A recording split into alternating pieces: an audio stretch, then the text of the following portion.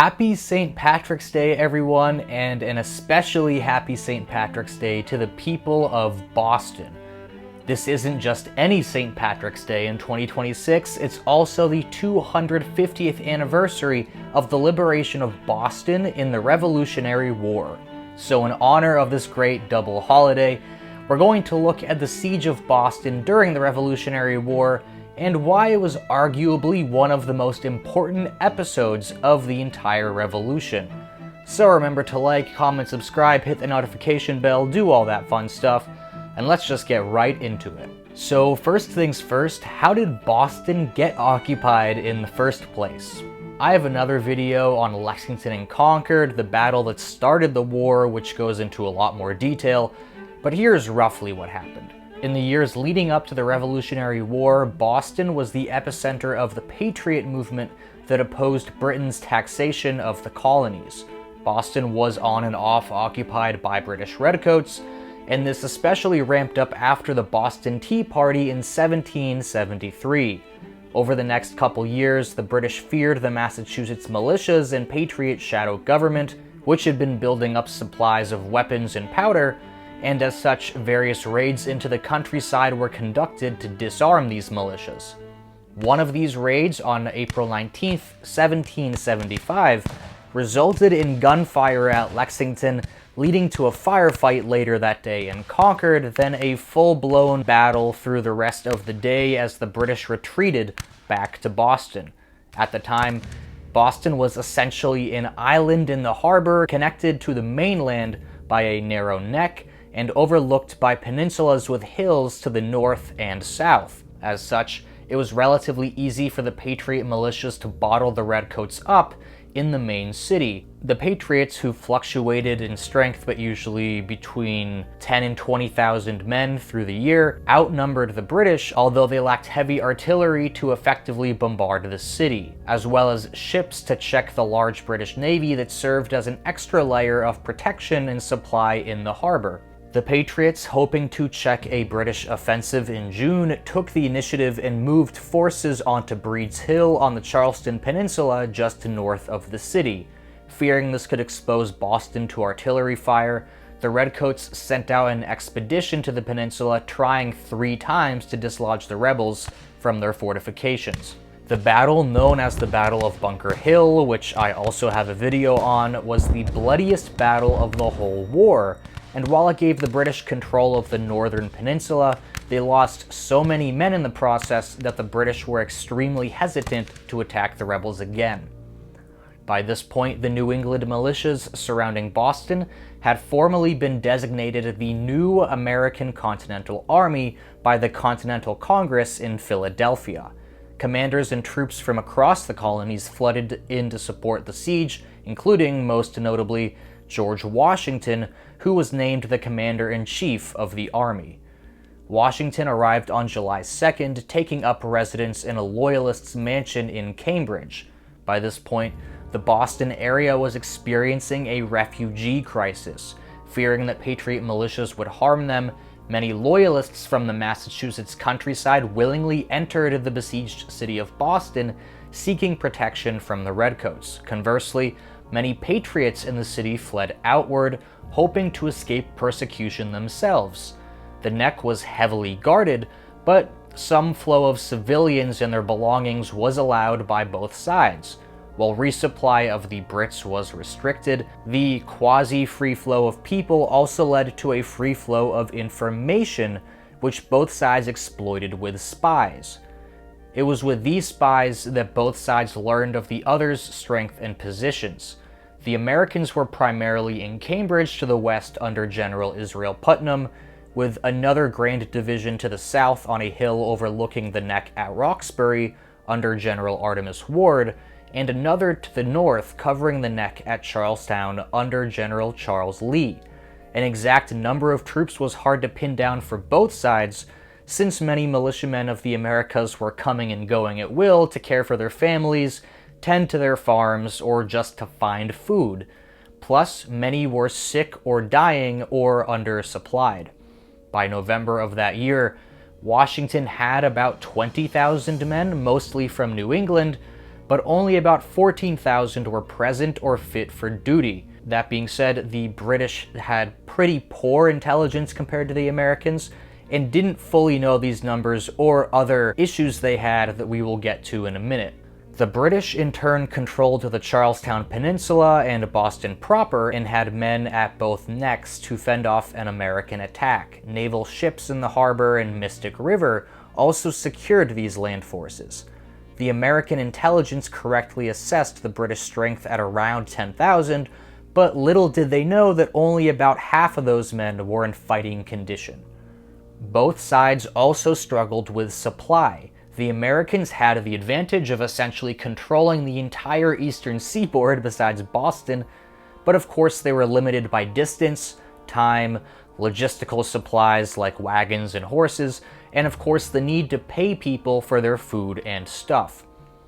The British were stuck in Boston, but they had a powerful navy to protect shipments to resupply the city, and with the mobility of the sea, their suppliers could strike and raid anywhere on the coast with little warning.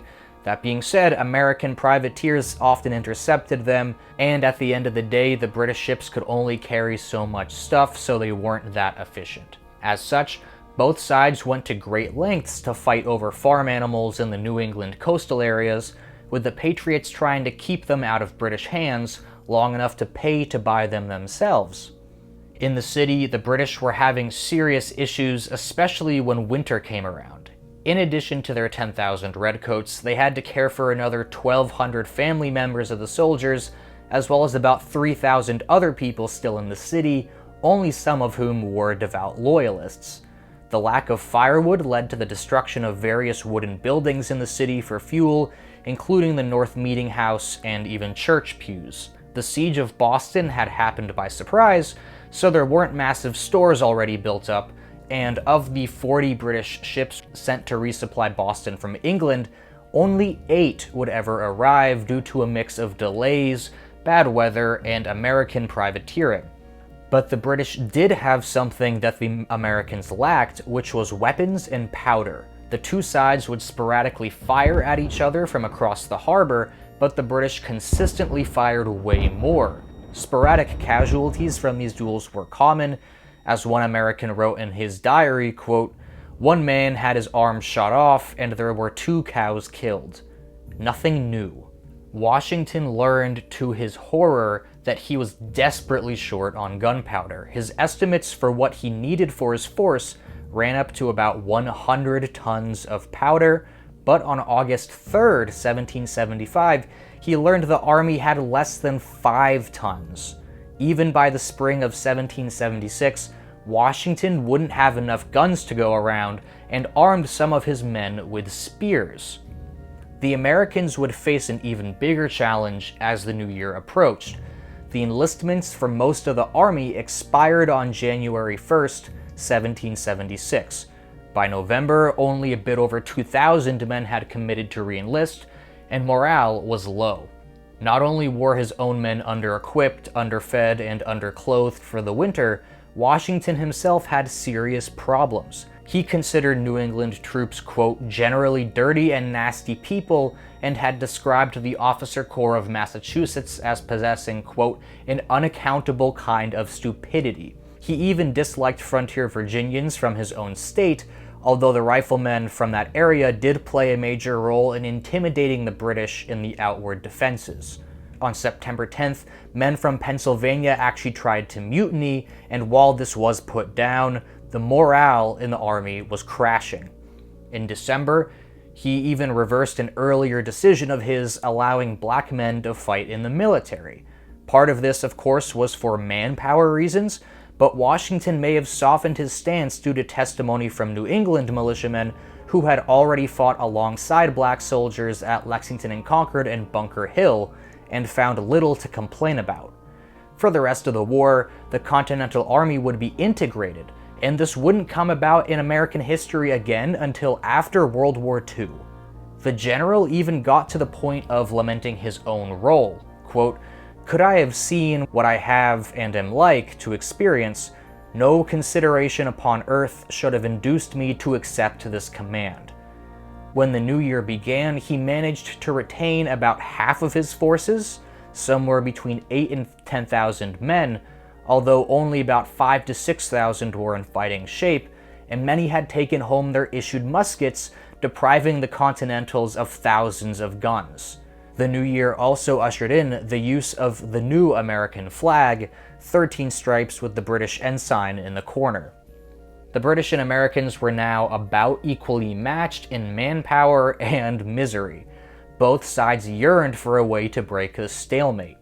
Throughout the campaign, Washington had advocated multiple times for an amphibious attack on Boston, but was talked down by his more level-headed staff, although he still proposed this 4 different times. The British also pondered their options. General Howe, who had replaced General Gage in October as head of the British force, had ruled out advancing into the Massachusetts countryside, which would be logistically impossible even without the massive casualties needed to break out. He also considered sending a force to New York, but this too required more men and ships that he had. Of the two generals, Washington was the one to happen upon the idea that would eventually break the siege. Back in November, Washington asked one of his 13 generals, Henry Knox, to go on a mission. Knox was to travel to Fort Ticonderoga in upstate New York to bring back heavy guns and powder that the Americans were in desperate need of. If the Continental Army could equip itself with enough heavy cannons to actually bombard Boston at a long range from high ground, he could finally take the city. Knox set off, taking 19 days to arrive at Ticonderoga. When he arrived, he decided on bringing 58 guns to Washington, including some mortars, 12 and 18-pound guns, and a lone 24-pounder. This increased the size of the American arsenal considerably, especially the number of heavy guns, making a true bombardment possible. On December 9th, he loaded the guns onto boats to float down Lake George, hoping to cross the lake before it froze over. This took 8 days, largely to unfavorable wind. Once there, Knox had arranged for heavy sleds to meet him to move the guns across the snow, but the snow had just melted and he had to wait another 2 weeks until a blizzard came, putting 3 feet of snow on the ground and making the journey possible by the end of December. The caravan moved south to Albany and began to cross the frozen Hudson in early January. On the 9th, they pushed east towards the Berkshire Mountains in Massachusetts, and the movers struggled in the hilly terrain. The first of the artillery train arrived in mid-January, with no pieces lost on the journey, despite a cannon going into the Hudson before being recovered. The trip took almost 2 months and covered almost 250 miles. Still, there was disagreement among the Americans how to proceed. Washington continued to vouch for a frontal attack on Boston, but intelligence from the enemy suggested that General Howe, also hoping to end the stalemate, would attack the Americans first if they moved to fortify the Dorchester Heights. And so, after a February 16th War Council meeting, the Americans devised a plan. The plan was simple enough. The Americans would put their new artillery on the heights of Dorchester Peninsula, allowing them to bombard the city.